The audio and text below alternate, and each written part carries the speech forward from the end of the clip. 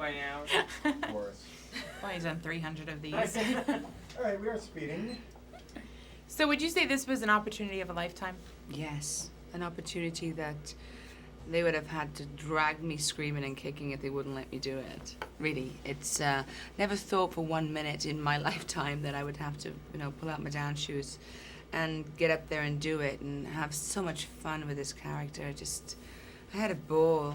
In a way, it was like now the response is so great. Obviously, we all want that to happen, but it's like I'm taking my baby to first day of school. I'm saying goodbye. Don't forget to eat. Good luck. It's like strange because we've been cocooned in this world of song and dance and period, and it's just hard to let it go sometimes. Mm-hmm. Which was more difficult, the singing or the dancing, or a little bit of both? Dancing. Yeah, because it was real dancing, like being lifted up in the splits and real jazz. And I was with some of the best dancers in the world, and I would not let myself look like I was the one that should have been at the back, who just happened to get lucky he was in the front row. So it was hard, and just having a baby and just not having done any of it for years and years and years. It's just, it's like 14 years since I did a kick. It's a long time. Yeah. As far as musical numbers go, which one was your favorite? I loved doing all that jazz. I needed to do that song. That was part of the reason why I had to play Velma. I think Cell Block was a very tough one, and I Can't Do It Alone, my solo, was pretty tough, but fun. I say tough because I'm a master. It's like I need to have the pain to be able to enjoy. I Can't Do It Alone was tough because they had nobody else to cut around. I mean, it was just me and a chair and Tate furniture, and I didn't have anyone to cut with, so it was a tough one, but it was very enjoyable. Yeah. As far as the preps, was it difficult just maintaining the momentum and through the shooting? Yes, I think as opposed to doing things on theatre where you get a round of applause, which gives the incentive and the drive to go off and shine again, when you have to repeat it in the movie-making world of every angle, and it just takes days, takes a much longer process, and so on a stamina level, it was like, I can't breathe. I can't do it again. Then Rob would say, please, honey, please, honey. I said, okay. Because, the reality is the pain goes away, and the bruises and the aches and the pains go away, and the tiredness, but that's up there forever. And it's all well and good when you're in the car going, oh, I should have done it better. I wish I'd put more into it. So it's like flat out for all of us each time the camera was on us. Yeah, Michael must have loved seeing that. He did. He came to a lot of the shooting. He was with me for nearly the whole shoot with our son. So he used to come and see us all sweaty in our dance outfits, and then to see it on screen being shot, and then to see it now on screen as a finished product, he loved it. Great. Thanks Thank so you. much. You're welcome. So was this an opportunity of a lifetime for you? Of a lifetime. An unexpected privilege, truly a privilege. I mean, come on. The reality of it, not making the first cut on 42nd Street with the people who were on this stage. Every single day, working with these people who have been doing this since they were so small, with Bob Fosse, no less, and over again, and now teaching it, and so beautifully. I mean, masters of this craft. And to be alongside them. Granted, I felt like a green bean most of the time. Bring in the green bean, the dancers and the thing and the duh, and then the green bean. But a privilege to be the green bean on the set, that's for sure. I loved it. Absolutely, but you did every a great moment. job singing Thank and you. dancing. Thank you very much. Thank you, Rob Marshall. Rob Marshall, cracking the whip. Do it again. But what about the singing? You really did well. Thank you. Were you nervous about it? It makes you vulnerable. It's a vulnerable place to go, and I don't know why for me, but that's my most vulnerable place, to open up my mouth and to express myself in that way. Makes me just a big, huge, open, sort of very vulnerable puts me in a vulnerable place. And so learning to do that was really kind of scary, to stand up in a room full of accomplished Broadway singers and dancers and open my mouth and just to resign myself to whatever would become of that was a challenge. And Rob Marshall was my champion. He made it as safe as any person possibly could, and by doing that, taught me a new medium of expression that is so much more deep than I ever expected. I mean, it was such a gift that I can't even go into boring you with how it has enriched my life. But sure. And then the fear of letting down all these people whose project this has been for years and years and years, and they've loved it for years and years and years. And I'm the imposter Roxy who didn't do years and years on the stage and wish for this part. It was just a blessing that I'm so grateful for, and every day was grateful for. Wow, that's great. It sounds like a major turning point in your life. Yeah, it was.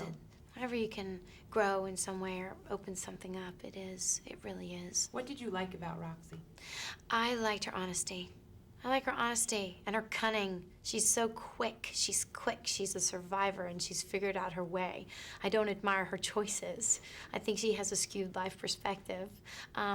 But you can understand where it comes from when you expect that she's had this history of sort of abusive exchanges with people and a history of that's led her to this place where she has no self-love.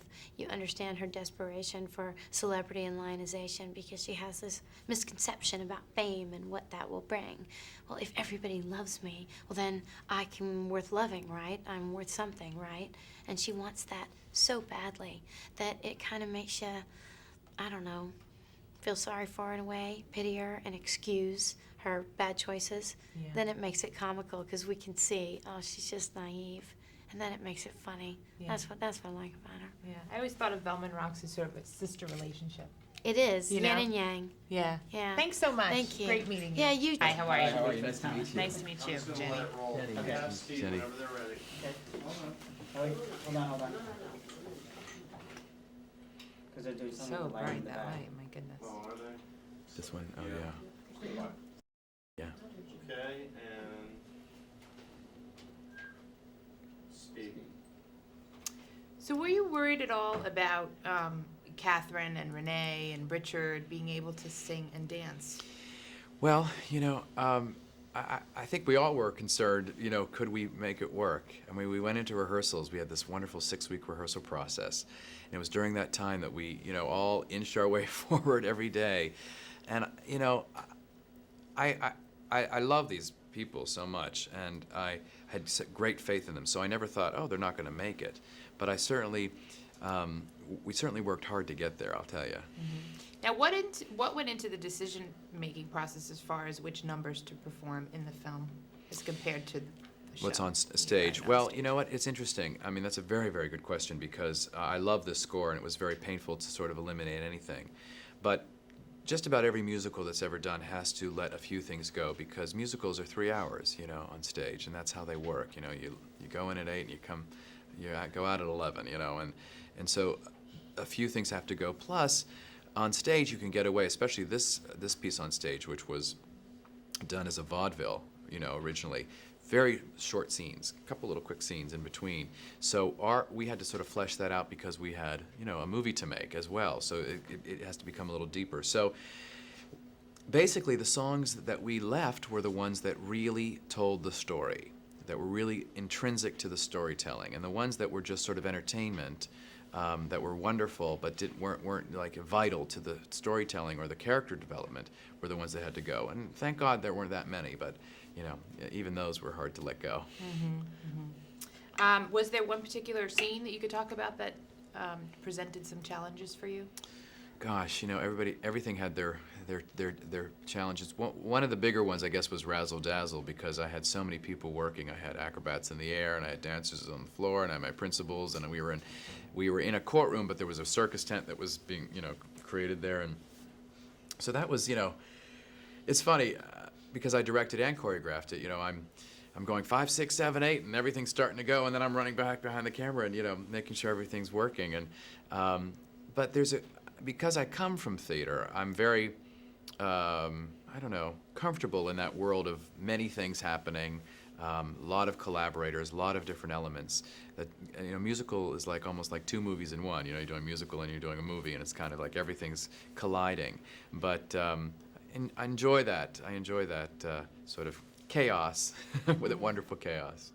It must have seemed a bit like one very long rehearsal, because when it is on stage, you're getting the audience reaction as it's happening. Yes, it's true. Was it different, this experience for you? Well, it was kind of a hybrid of the two worlds, you know what I mean? Because we did so much of the work on stage, it made me very comfortable to be there. We lit the numbers as if they were stage numbers. We had to tech them as if they were, as if it was a Broadway show. We rehearsed it like a Broadway show. So that part of it, plus, the film was sort of like, it was sort of a combination of two worlds, and. So it was that made it kind of a wonderful experience, and I think the actors loved that too. I mean, the actors who haven't done Broadway for a while, Catherine hadn't done West End, and Richard had done a Broadway show but non-musical. The spirit behind a Broadway show, the company feeling, the dancers, all that kind of thing, is really infectious, and for everybody it was a great ride. I think I'm proud to say that. Great. Okay. Thanks very much. Nice to meet you. Nice to meet you too. Thank you.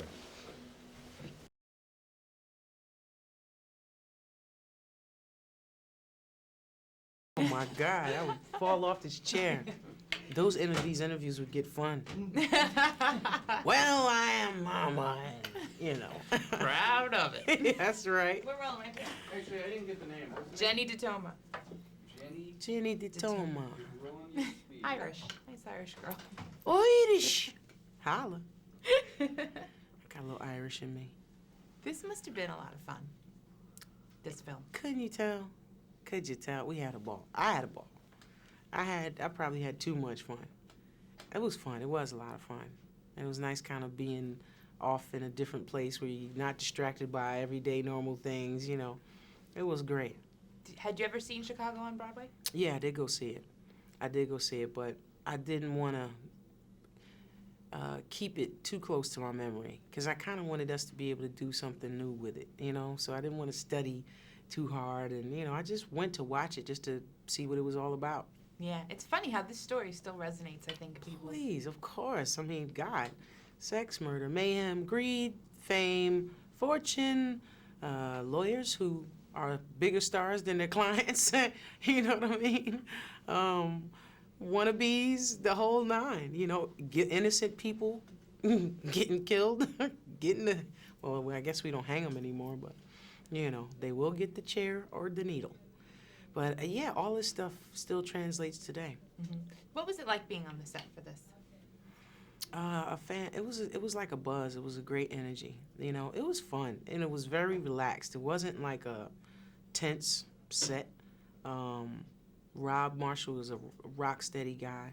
He never loses his temper and loses his cool, and I'm sure he had a stress, but he didn't show. It didn't show. You know what I mean? I remember he got sick one day, and he actually had to stay in bed. And they had to convince him to stay in bed. I'm like, let that man lay down and get some rest. He's sick as a dog. Lay down, But he was ready to come to work. It's like, that's the kind of guy he is. His whole team, very professional, enthusiastic people, And I think everybody so rallied behind the movie and was so excited about doing what they were doing, from the dancers. We got some of the Broadway actors. And I was excited about that, because getting to see them on Broadway, I was like, wow, these guys and gals can move their bodies. They get busy, so Yeah. it's cool. I think so many people in the audience cheered when you first came on, because your dress was just wow, and the cleavage was just wow. And did you have fun with that? Did I? Oh, my goodness. It was a blast. Who gets to dress up like that normally? You don't get to dress like that. Colleen Atwood, those guys, they really put some hellified wardrobe together. And it was all pretty comfortable. It may have looked tight, other than the corset, but it may have looked tight, but the shoes were handmade, the dresses, everything was made from scratch. So we were very comfortable, and we had all these dancers. So, dancers look like they got on some shoes that hurt their feet, but they were actually really comfortable. So it was just fun. It was just a lot of fun, you know what I mean? And even the atmosphere, even the extras got into it. So I got to play with them a little bit, and they got to have some fun, which made it feel more like an audience as opposed to, okay, we're extras and we're doing this, and you're the actors and you're doing that. You know what I mean? Right. It was fun. Great. It was so much fun seeing it. Thank you. I'm Thanks glad. so much.